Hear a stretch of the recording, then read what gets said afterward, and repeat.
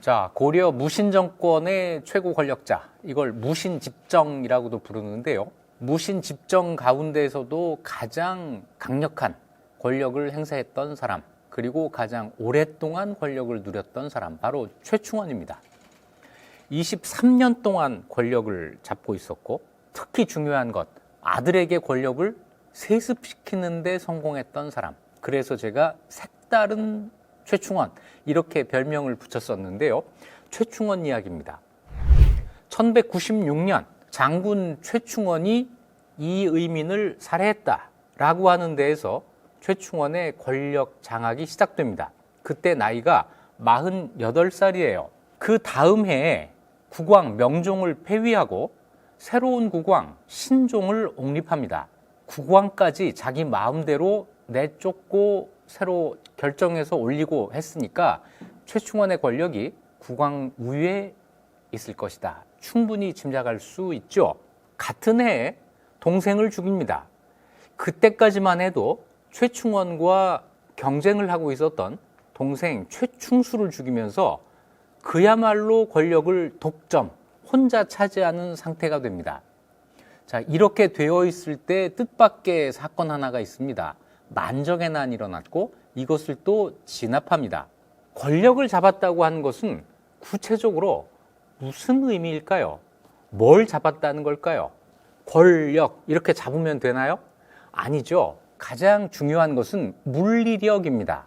군대를 장악해야 돼요. 이 군대를 장악한 사람들이 무신 권력자니까 무신 권력자가 권력을 잡았다라고 하면은 당연히 군사력을 장악했다는 것부터 시작이 되는 겁니다.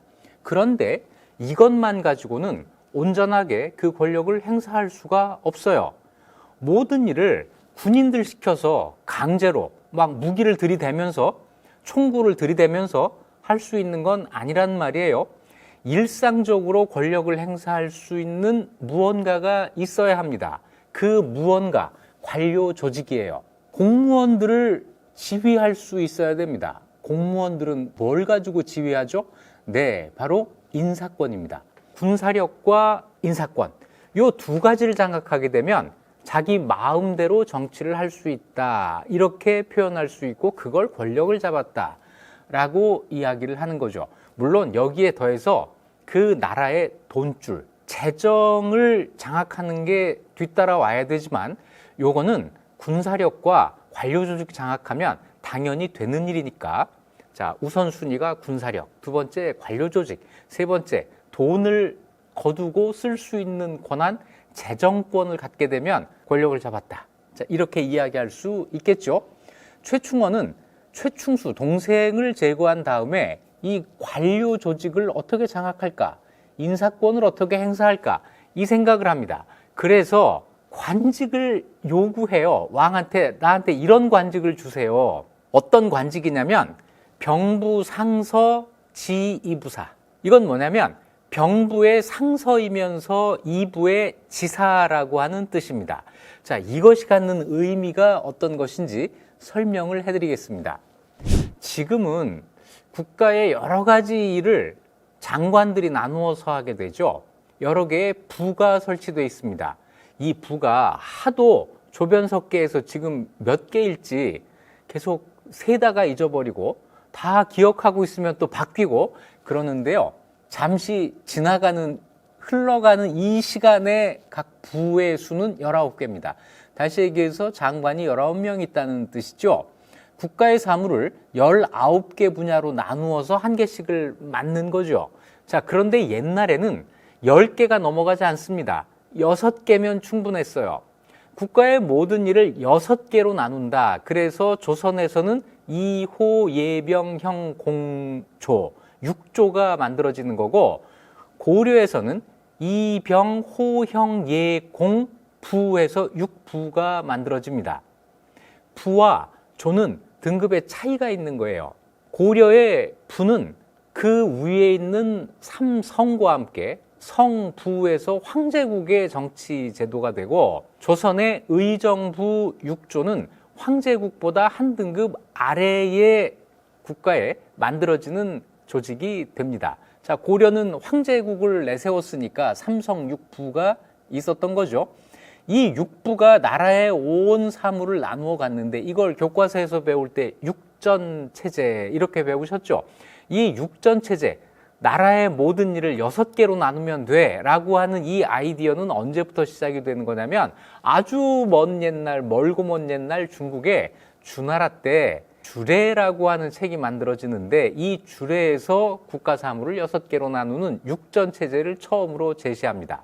저 대학원 다닐 때 주례연구라는 이런 주제로 그 강의를 들은 적이 있어요. 그래서 참고 논문들 이런 것들을 전부 모아서 그때는 이렇게 복사하고 재본하고 하는 게 유행이었으니까 다 복사 재본하고 표지가 허전하잖아요. 그래서 거기 주례연구방법론이라고 하는 제목을 딱 써놨습니다. 앞에만 쓴 게 아니라 옆구리에도 써서 이렇게 책꽂이에다가 꽂아놨을 거 아니에요? 누가 그 책을 보더니 아니 벌써부터 주례 쓸 생각 있어? 뭐 이런 얘기를 하더라고요. 아니 그 주례가 아니라니까요. 이 주례에서부터 시작된 육전체제가 중국에서는 수나라, 당나라 때 정치 제도로 정착을 하게 됩니다. 고려는 당나라 제도를 받아들였기 때문에 중서문화성, 상서성과 육부를 두게 됐던 것이죠. 이 육부에서 국가의 사물을 모두 나누어서 하는데 그중에 관리의 인사와 관계되는 부가 2개가 있습니다. 이부와 병부예요.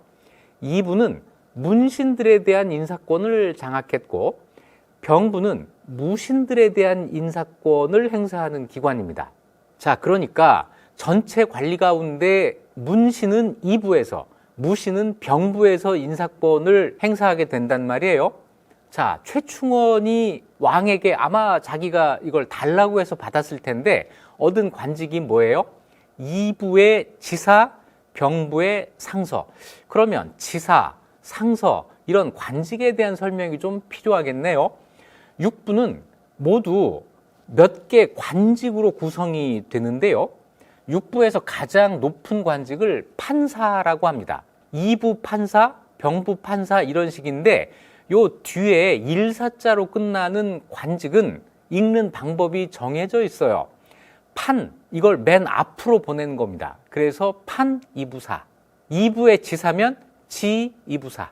이렇게 읽어요. 자, 육부에는 맨 위에 판 무슨 부 사가 있고 그 다음에 상서가 있습니다. 상서는 당연히 일사자로 끝나는 관직이 아니니까 그냥 이부 상서, 병부 상서 이렇게 읽게 되겠죠. 그리고 그 다음에 지사가 있습니다. 지이부사, 지병부사 이런 관직이 있어요. 판사, 상서, 지사가 있고 그 아래 시랑, 낭중, 원해랑 이런 실무 관리들이 있습니다. 자, 여기서 중요한 것은 판사, 상서, 지사인데 판사는 중서문화성의 재신들이 겸하게 돼 있습니다. 중서문화성에는 재신의 자리가 5개가 있습니다. 가장 높은 자리가 문화시중인데 문화시중은 판이부사를 늘 겸하게 돼 있습니다.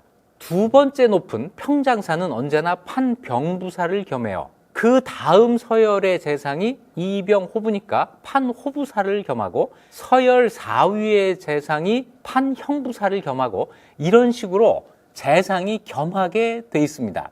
상서는 겸하지 않는 이 육부의 독립된 관직이에요. 이부상서, 병부상서 뭐 이런 식으로 되는데 실제로 법에는 정해져 있지 않지만 실제로 임명되는 사례를 다 조사해 보면 이것도 겸직하는 경우가 많습니다. 누가 겸직하냐면 추밀원의 추밀들이 겸직을 해요. 그러니까 판사는 중서문화성의 재신들이 겸직하고 상서는 추밀원의 추밀들이 겸직을 하고 자, 3번째 지사도 타관 겸 다른 관직이 겸한다라고 되어 있는데 이건 제가 조사를 좀 해봤습니다. 고려시대 지사에 임명된 사례를 다 뽑아가지고 어떤 관직을 가진 사람이 이 지사를 겸하는지를 조사를 해봤는데 이거 조사하는데 몇 년 걸렸어요. 그랬겠죠. 자료 찾고 분석하고 시간 많이 걸렸는데 제가 조사한 결과에 따르면 추밀원에 승선들이 이걸 겸하게 돼 있습니다. 추밀원은 추밀이라고 해가지고 높은 관직이 있고 아랫단에는 조선의 승지와 같은 승선들이 있는데 이 승선들이 육부의 지사를 겸하게 돼 있었다는 거죠. 자, 그러면 한번 그림을 그려볼까요? 2부에서 관리 인사를 놓고 회의를 해요. 그러면 제일 윗자리에 누가 앉아요? 문화시중이 판 2부사의 자격으로 앉아 있습니다. 그 다음 자리엔 누가 앉느냐면 추밀원의 추밀이 2부 상서의 자격으로 앉아요. 그 다음에 누가 앉느냐면 승선 가운데 가장 높은 승선이, 이걸 이제 지주사라고 하는데, 이 사람이 지2부사의 자격으로 앉아요. 그리고 그 아래쪽에 2부시랑 2부 낭중, 2부 원회랑이 실무자가 돼서 앉아 있는 거죠. 여기에서 관리들의 인사를 담당하게 되면 누구 목소리가 더 크게 들릴까요? 당연히 판사, 상서, 지사.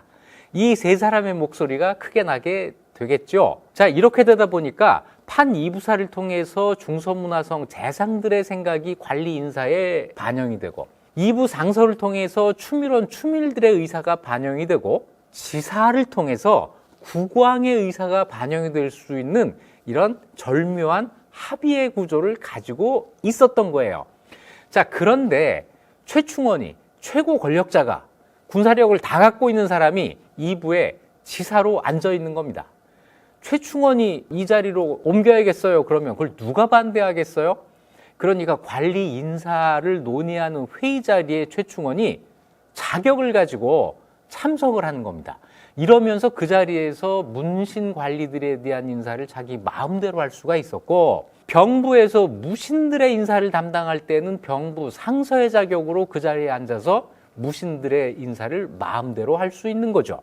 2부 회의에서는 넘버 3, 병부 회의에서는 넘버 2지만 그 위에 있는 사람들이 최충원의 주장을 감히 거역하지 못했을 테니까 최충원 혼자서 2부와 병부에서 문신과 무신의 인사를 자기 마음대로 할 수 있는 이런 제도적 장치가 마련이 된 거죠. 이 관직을 얻은 다음에 최충원이 굉장히 분주하게 일을 합니다. 아침에는 병부에서 무신들의 인사를, 낮에는 2부로 가서 문신들의 인사를 자기가 직접 담당을 합니다. 군대는 원래 자기 거니까 그냥 둬도 되고, 문무신의 관리는 아침 저녁으로 왔다 갔다 하면서, 그래서 나쁜 짓을 하려고 해도 부지런해야 됩니다. 게으른 사람은 이거 하래도 못해요. 최충원이 이 방법이 그렇게 좋지 않은데 라는 생각을 하게 됐겠죠. 너무 바빠요. 하루에 2군데를 출근한다는 게 쉬운 일이겠어요? 게다가 또 한 가지 문제가 있습니다. 최충원이 해가 갈수록 관리로서의 등급이 올라가잖아요. 그러니까 어느 순간이 되면 병부 상서나 지2부사의 관직을 갖고 있기에는 최충원의 지위가 더 높아진 거예요. 이거 언젠간 이 관직을 내놔야 되는데 출근하기도 싫고, 그래서 생각해낸 게 뭐냐면 관리를 자기 집으로 부릅니다. 자기가 관청에 출퇴근하는 게 아니고 인사를 담당하는 관리를 우리 집으로 와라 해서 이 집에서 나란 일을 한 거예요. 이래서 완전히 사가니까 사적으로 관리들의 인사를 장악을 합니다. 그런데 일을 이렇게 아랫사람들 시켜보니까 마음에 드는 사람도 있고 안 드는 사람도 있단 말이에요. 어떤 사람은 시키면 시키는 대로 다 하는 사람도 있는데, 어떤 사람은 그거 좀 곤란한데요, 그거 안 되는 일이에요, 그 사람 자격 없어요, 이렇게 말대답하는 사람이 간혹 있을 거 아니에요. 그러니까 그 사람들 다 빼고 나니까 마음에 드는 사람이 그렇게 많았겠습니까? 여기서 노관이라고 하는 사람이 딱 눈에 띈 거예요. 일도 잘하고, 일을 못하면 이런 신복으로도 못 써요. 일도 잘하고 말도 잘 듣고, 이 사람을 딱 찍어가지고 2부 원회랑이라고 하는 낮은 관직을 줘요. 그 사람의 지위에 맞는 관직이겠죠. 이걸 줘놓고 매일 자기 집으로 오게 합니다. 그래서 여기에서 노관과 함께 인사를 처리하는데, 노관은 2부 원회랑이니까 병부에서 하는 무관 인사, 무신들에 대한 인사는 하면 안 되잖아요. 그런 거 없이 그냥 시킵니다. 그래서 문무관의 인사를 여기서 집에서 다 한 다음에 써서 왕한테 보내요. 그러면 왕은 보고 그냥 결재만 하고, 왕이 고개만 끄덕였다는 거예요. 그래, 이렇게 하지. 그리고는 이제 판이부사와 판병부사의 결재는 필요하니까 그쪽으로 보내면 판이부사와 판병부사는 그냥 검열만 할 뿐이었다. 알았어요 하면서 그냥 이걸 다 받아들였다는 거죠. 이렇게 되니까 사람들이 관직 하나 얻으려면, 또 하나 더 좋은 보직을 얻으려면 어떻게 해야겠어요? 노관한테 뇌물을 주기 시작합니다. 이 노관이라는 사람 어떤 사람이냐면